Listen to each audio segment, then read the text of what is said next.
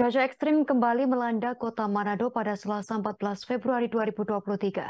Angin kencang yang bertiup sejak subuh membuat gelombang tinggi menghantam bibir pantai Manado.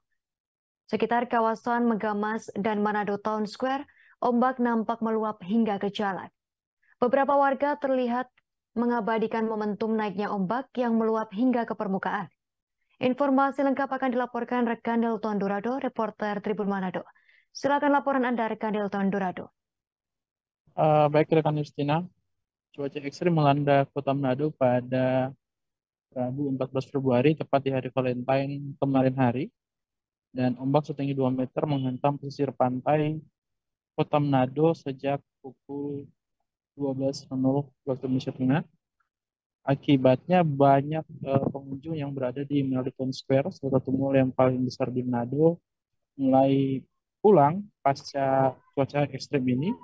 Mereka juga memindahkan kendaraan mereka yang berada di tepi pantai karena air mulai meluap masuk, air laut mulai naik dan masuk ke jalan-jalan yang ada di sekitar kawasan perbelanjaan Mantos.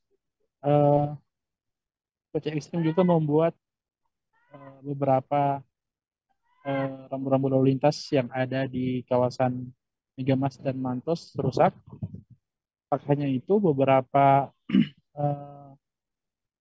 pohon tumbang juga terjadi di Kota Manado. Bahkan ada salah satu asrama mahasiswa asal Maluku Utara yang rusak karena terkena pohon tumbang pada kemarin hari. Meski demikian, tidak ada laporan korban jiwa dalam cuaca ekstrim kali ini. Namun kerusakan yang tercatat dalam kejadian kemarin cukup banyak. Dan demikian, rekan Justina. Baik, terima kasih atas laporan Anda, rekan Delton Dorado, reporter Tribun Manado. Selamat bertugas kembali. Terima kasih sudah nonton. Jangan lupa like, subscribe, dan share ya.